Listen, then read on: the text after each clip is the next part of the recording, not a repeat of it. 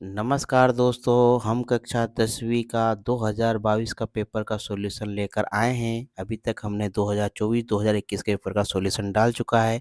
यह कोई घाटे का सौदा नहीं है। 3 मिनट में अपन पेपर का ऑब्जेक्टिव सोल्व कर लेंगे। यदि 3 मिनट में आपके 4 से 5 नंबर पक रहे हैं तो ये देख ही लीजिए, क्योंकि यही क्वेश्चन आपको रिपीट होने वाले हैं ऑब्जेक्टिव में करीबन-करीबन। एचसीएफ 51 और 21 का एचसीएफ आप निकालोगे तो कितना आएगा? 7 आएगा। सबसे बड़ी संख्या 7 ही जो 51 को भी डिवाइड कर रही है और 21 को भी कर रही है। समीकरण निकाय x प्लस 2y प्लस 5 बराबर 0 minus 3x minus 6y plus 1 का हल होगा। तो ये क्या कौन सा हल होगा? कोई हल नहीं, क्योंकि यहाँ 1/3 आ जाएगा और ये 2/6 आ जाएगा। लेकिन ये अब माइनस का और ये काय का है? प्लस का, इसलिए क्या आ जाएगा? कोई हल नहीं। द्विघात बहुपद ax square plus bx plus c के शून्यकों का योग। तो शून्यकों का योगफल का सूत्र क्या है? Minus b/a। द्विघात समीकरण x square minus 4x plus 4 के विवेकतर का मान। तो विवेकतर का मान कैसे निकालेंगे? B square minus 4ac। इनका मान रखेंगे और सोल्व करेंगे तो यहाँ 0 आ जाएगा। वृत्त के किसी बिंदु पर खींची गई स्पर्श रेखाओं की संख्या कितनी होती है? एक होती है। कितनी होती है? एक बिंदु की एक ही स्पर्श रेखा होती है। बिंदु 0,5 एवं -5 0 के बीच की दूरी। तो जब इनको दूरी के फार्मूले से सोल्व करोगे, x2 माइनस x1 का whole square plus y2 minus y1 का होल का स्क्वायर जब वैल्यू रखोगे तो ये आंसर आएगा 5√2। अब रिक्त स्थान की पूर्ति कीजिए। एचसीएफ इंटू एलसीएम बराबर क्या होता है? दो संख्याओं का गुणनफल या a इंटू बी। समीकरण x प्लस वाई बराबर 8 में यदि x बराबर 3 है, 3 यहाँ रखेंगे तो 8 में से 3 जाएगा, कितना आएगा? 5। इस तरह ऑब्जेक्टिव सोल्व होंगे। एक बहुपद जिसकी घात 3 है वह क्या कहलाती है? जिसकी 3 घात हो तो त्रिघाती कहलाता है। यदि प्रथम पद a सर्वांतर d हो तो nवा पद, तो क्या है? nवा पद का सूत्र क्या आएगा? a plus n minus 1 into D. प्रत्येक वर्ग होते हैं तो क्या होते हैं? समरूप होते हैं। एक रेखा, यह भी पिछली बार भी आया था पेपर में। एक रेखा जो वृत्त को दो बिंदुओं पर प्रतिच्छेद करती क्या कहलाती है? जो वृत्त को छेद कर देती है तो छेदक रेखा। त्रिज्या r वाले वृत्त का क्षेत्रफल का सूत्र क्या होता है? पाई आर स्क्वायर। अब सही जोड़ी बनाना है आपको। सेक 90 माइनस थीटा, तो यहाँ क्या आएगा? सेक 90 माइनस थीटा, तो कोसेक थीटा फार्मूला होता है। हमने ट्रिग्नोमेट्री के सभी फार्मूले ट्रिक द्वारा याद करवाए हैं। यदि आपने नहीं कर रहे हैं तो 2 मिनट निकालिए और प्ले लिस्ट में जाकर वो देख लीजिए, आपको ये फार्मूले तुरंत याद हो जाएंगे।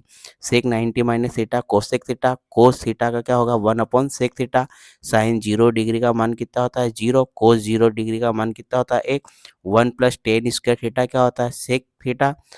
1 माइनस कोस स्क्वायर थीटा क्या होता है? Sine theta. इस तरह से हमने ऑब्जेक्टिव को, ये मेज द कॉलम को मिलाया। आपको ट्रिक द्वारा फार्मूले याद होना ही चाहिए, नहीं तो आप मेज द कॉलम नहीं बना सकते। अब आप आना चाहिए प्रत्येक शब्द का एक वाक्य में उत्तर लिखिए। ए बराबर बी क्यू, तो ए एवं बी में क्या संबंध है? तो ए यहाँ पर क्या है? भाज्य एवं भाजक क्या है? ए और बी में क्या संबंध है? तो ये भाज्य और ये भाजक। यदि ए बी और सी वास्तविक संख्या हैं तो ए बराबर नहीं 0, तब द्विघात समीकरण किस रूप का होगा? तो द्विघात समीकरण होगा a x square plus b x plus c. ये मानक रूप है द्विघात समीकरण का। समकोण त्रिभुज प्रमेय का नाम लिखो, तो क्या नाम है उसका? पाइथागोरस प्रमेय। ठीक। मूल बिंदु से बिंदु एक्स वाई की दूरी लिखो, तो under root x² plus y square. सर्वाधिक बारंबारता वाला वर्ग क्या कहलाता है? आपका बहुलक, जो सबसे ज़्यादा बार आता है। फिर एक असंभव घटना की प्रायिकता क्या होती है? 0। फिर पीई प्लस पीई नॉट का मान कितना होता है? तो यहाँ पर आ जाएगा 1। कितना आ जाएगा? 1। फिर आते हैं हम निम्नलिखित में से सत्य असत्य लिखिए। x इंटू एक्स माइनस 1 बराबर 0 में x का मान के शून्य है और 1 है, तो ये क्या आएगा? सत्य। जब x की वैल्यू 0 के बराबर रखोगे तो 0 आ जाएगा। जब -1 इधर लेकर आ जाएगा तो प्लस का, मतलब ये सत्य हो जाएगा। सामंत श्रेणी 10 7 4 का 10वां पद -17 है। ए एन बराबर a plus n minus 1 into d के सूत्र से सोल्व करोगे तो ये 17 ही आएगा, इसलिए क्या होगा? सत्य। समरूप त्रिभुजों के क्षेत्रफल सदैव बराबर होते हैं तो क्या होगा? असत्य हो जाएगा। समरूप के नहीं होते। शंकुओं का आयतन बराबर पाई आर स्क्वायर एच। तो शंकु का आयतन क्या होता है? 1/3 पाई आर स्क्वायर एच। ये किसका है? बेलन का, इसलिए क्या हो जाएगा? असत्य। अर्धगोले का आयतन तो यहाँ 2/3 आना था, यहाँ 4/3 दे रखे, इसलिए ये भी क्या हो जाएगा? असत्य। 3 माध्यिका बराबर बहुलक प्लस 2 माध्य, तो ये क्या हो जाएगा? आपका सत्य हो जाएगा।